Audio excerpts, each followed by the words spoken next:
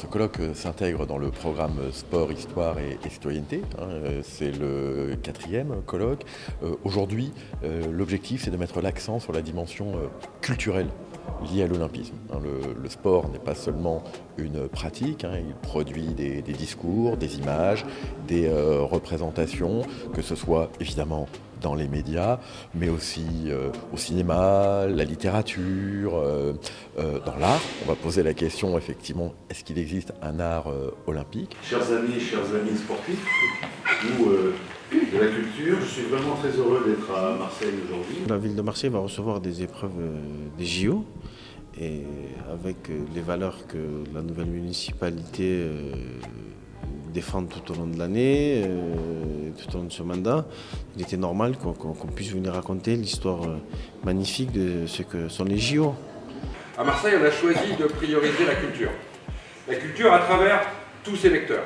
Vous le verrez, on va parler médiatisation, presse, art, patrimoine, écrivains, cinéastes, documentation, monde des musées. Il y a aujourd'hui 4 tables rondes. Une table ronde qui porte spécifiquement sur la question de la fabrique médiatique et du rapport justement quasi consubstantiel entre les sports, l'olympisme et les médias. Il y a la radio, bien évidemment, et puis après, dans les années 60, c'est la télé en mondiovision, la télé couleur, etc. Et donc on entre dans notre ère médiatique. Une deuxième table ronde qui, elle, portera sur le rapport justement des écrivains et des cinéastes au sport et à l'olympisme. Historiquement, et vous l'avez bien noté en introduction tout à l'heure, les écrivains se sont intéressés aux Jeux Olympiques. Parce que, comme le dit très bien Paul Morand, ils sont là pour chroniquer les changements du monde. Quel est le terreau des Jeux Olympiques comme propulseur en quelque sorte de fiction, de récit, comment ça résonne dans les imaginaires collectifs, comment aussi la littérature, le cinéma se font les échos des événements non seulement olympiques mais des événements politiques qui se déroulent pendant les Jeux Olympiques. On a parlé de Mexico 1968, on a parlé aussi de la guerre froide. Ça fait une vingtaine d'années que le thème du sport revient en littérature. Donc il y a vraiment une nouvelle vague qui est en place. Je l'ai dit pendant la présentation, sur les années 20, les années 55, on a énormément de productions littéraires autour du sport.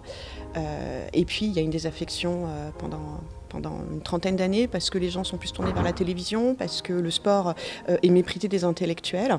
Et puis on y revient il y a une vingtaine d'années avec des productions qui sont extrêmement diversifiées, que ça touche la bande dessinée avec des collections spécialisées, ou les romans et notamment les biofictions qui ont le vent en poupe. Cet après-midi, on a une table ronde sur existe-t-il un art olympique et paralympique, c'est-à-dire finalement, est-ce que les Jeux Olympiques en tant que tels produisent-ils une forme artistique? Et enfin, une table ronde sur la question du patrimoine sportif, qui est un sujet central pour nous, l'héritage également des Jeux Olympiques dans les sociétés, les traces que laissent ces Jeux Olympiques, par exemple la destinée des installations olympiques et paralympiques, qui sont souvent un grand sujet. Et le sport a été une source d'inspiration à beaucoup d'artistes, à beaucoup de peintres, à beaucoup de sculpteurs, à beaucoup de dessinateurs. Le créateur des Jeux Olympiques modernes, Pierre de Coubertin, avait une philosophie autour des Jeux Olympiques qui était liée à l'éducation, à la place de l'art aussi dans les Jeux Olympiques et du sport. Donc c'était une philosophie aussi très humaniste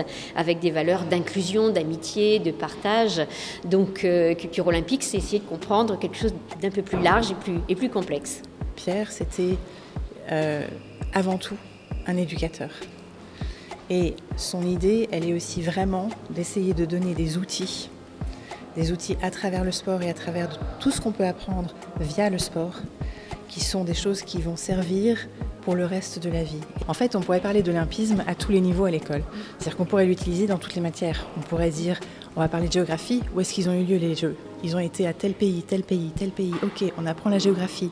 À quelle période? On apprend l'histoire. Qu'est-ce qu'il y a comme valeur dedans? La mathématique, le nombre de personnes qu'il y avait, combien d'athlètes. En fait, on pourrait le déployer partout.